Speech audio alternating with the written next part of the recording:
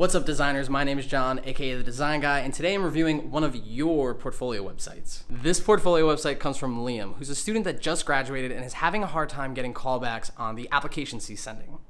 During the review, I go over what your homepage of your design portfolio website should actually look like and what work you should incorporate on it, and a better way to organize your paid projects versus your unpaid projects to attract more clients.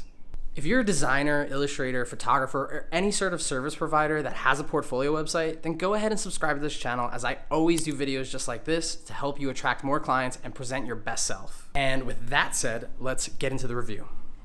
So first thing, I'm on your homepage here. I don't know if you built this. Let's see. If I right click here, let's see if I can find what you built this with.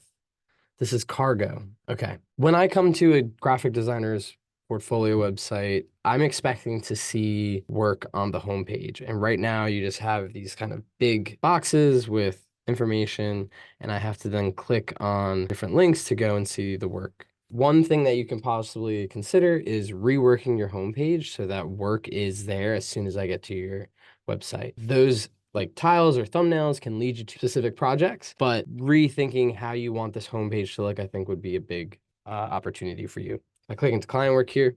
Case studies, cool. These are beautiful thumbnails. Why aren't these thumbnails on the homepage, right? Like that homepage is, for lack of a better word, somewhat useless, right? Like I should be able to see this like immediately. You have some cool thumbnails here. I haven't clicked through any of this work yet, so I'm gonna go ahead and click into Giselle Penn, a local artist and jewelry maker. We're seeking update to your professional branding to appeal. And I love this layout of, I love how you have a little bit of a summary up here, the deliverables. I would get rid of programs. You have a lot of images of the same logos on different colors. What I would like to see is a breakdown of how you came up with this G, right? Like this isn't a stock G. You've altered the letter in a way. It's a beautiful mark. I love how it comes together. Giselle Penn, social media banner. If this is a banner for like YouTube or something, show it in situation.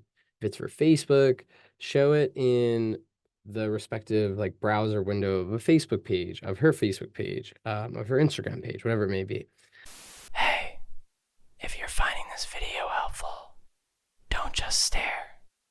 Subscribe, please.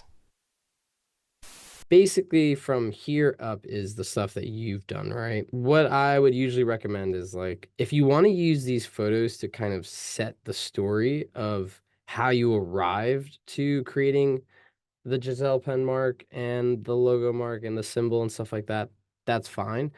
But this almost just feels like somewhat useless, and it's not exactly attributed to your work or your creative skills.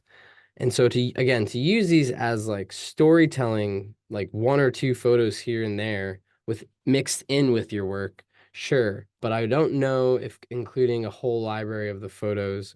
And again, if you've done some of these, I think that's the other thing here that I'm missing is like, if you did these photos, you had creative direction and art direction, whatever it may be, I need to know, and I'm missing that. So I kind of just go from like really flat graphic images to like product photography. And I don't know where your input is in this part. So that's something to think about. I'm going to go back to client work. So for something like posters, what I like to recommend is if you've done these posters and these are supposed to be up there, regardless if it's like digital posters that they're going to post on social media, whatever, find a mock-up that shows what this poster would look like in real life. Posters don't really do well, or adjust your grid on images like this to be like 2 up or 4 up or something. These images are too big. This is an okay mock-up, but this image is so big that I have to scroll so much to get everything into view, and most of the time I'm only getting half and half here. So something to think about with presenting posters like this. Again, like how did you come up with this logo, right? Like this is another lovely mark, and then I just get like a bunch of different icon applications. In this next part of the review, I go over why I think combining your client work and your personal work can actually help you attract more clients. And I also share what I think is the best method to incorporate smaller projects on your portfolio website in a way that still shows your personality and your expertise. I would figure out, I don't like separating between like quote unquote client work and personal work. Like let people ask you, like, was this for a client or is this something you did on your own? This is a wonderful little project. I love how it came together. I like the mock-ups. Again, the images are a little too big for your website. So how do we make that like a little bit more presentable and legible so I could see everything at once? But again, I don't like separating the two because it seems like even though these are projects that you might have done in class or outside of client work or outside of class, like they're good, like you have some good work here. Personally, like I like to mix my client work and my passion projects or my personal work, right? I want to present the best ones, so that's something to think about, right? If you were to combine your client work and your personal work all together, what are the best like 3 or 4 from there?